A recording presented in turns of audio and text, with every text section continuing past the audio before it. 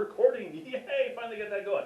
Okay, so today we're going to be going over what's called the present perfect tense. The present perfect tense is used to describe what somebody has done at some point in the past. Okay, we're not really concerned about when it happened, or really even how many times it happened. We're just talking about somebody has done something. For example, you might say something like, I have eaten squid. Or your friend might say, I have climbed Mount Everest. Or a very select few people in the world could say, I have walked on the moon. Okay? So that's what this is talking about. That's what this verb tense is used for. Now notice, we're using the verb haber here. We're not using the verb tener. I know what you're thinking, but wait, tener means to have. Yeah, but Spanish has two verbs meaning to have.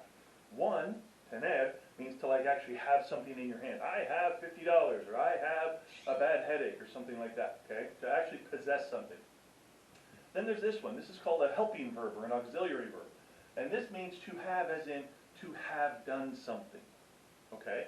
So, it's also conjugated kind of weird, okay? Notice it doesn't really follow any of the rules. It's not like abo, abes, abe, or anything like that, like it should be. It's what it is, okay? So unfortunately, we just got to deal with it. The verb haber, to have, yo form, two form, as, third person singular, a, nosotros hemos, vosotros habéis, and the last one, an, they have, or you guys have, would be an. Then, to complete this present perfect tense, we're going to use a past participle. Now, if you don't remember what a past participle is, hey, go back on my channel and you'll find it. There's a whole video on past participles. But the basic rule is, for 99% of the verbs, you drop the AR, the ER, or the IR, and then for AR verbs you add ADO. For ER and IR verbs you add IDO. So for example, if we had the verb bailar, to dance, we drop the AR, we tack on an ADO, the past participle is bailado. And there's a very annoying bird outside. Anyway, for an ER verb such as comer, you drop the ER, you add IDO, and it becomes comido. That's the past participle. For an IR verb such as vivir, okay, drop the IR, add IDO, vivido. That's your past participle. Okay. Now, earlier we learned that these things, these past participles, can be used as adjectives. Okay. In which case you'd have to change the endings. The O might change to an A or an OS or an AS. But in this case, because it's part of this verb tense, we're not going to change it. It will always end in O. Always, always. Okay, so always leave these alone.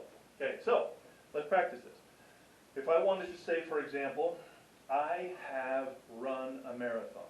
Okay, I come over here. My first word is going to be a form of the verb haber.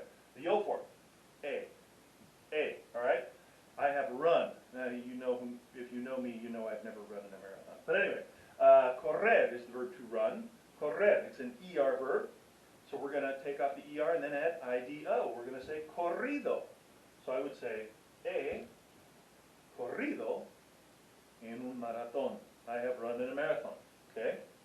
If I wanted to say, oh, my friend, he has run in a marathon, I would just change the A to a. Ha corrido en un maratón.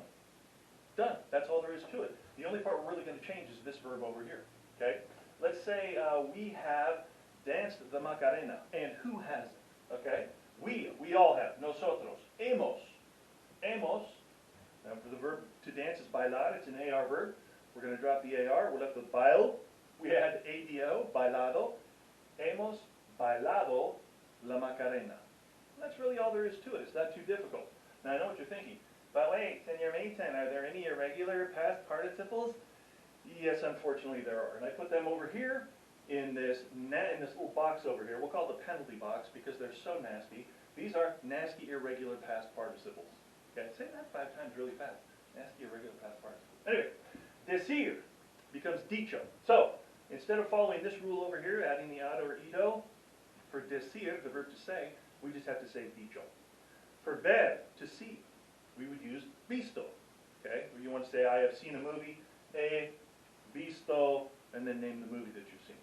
Escribir, to write, becomes escrito. Morir, to die, becomes muerto. Romper, to break, becomes roto. Volver, to return, becomes vuelto. Poner, To put is puesto, and that's really weird. Hacer, to do or to make, becomes hecho. Abrir, to open, becomes abierto. Cubrir, to cover, becomes cubierto. And resolver, to resolve, becomes resuelto. So if we wanted to use one of those guys, the process is the same. If I wanted to say I have broken a window, yo he romper becomes roto, so I'd say he roto una ventana, okay? If we wanted to say you have written a novel, tú has escrito una novela, okay? If we wanted to say we have done the homework, nosotros hemos hecho la tarea. And that, my friends, is basically the present perfect in a nutshell. And as soon as I can pull the remote out of my pocket to shut this off,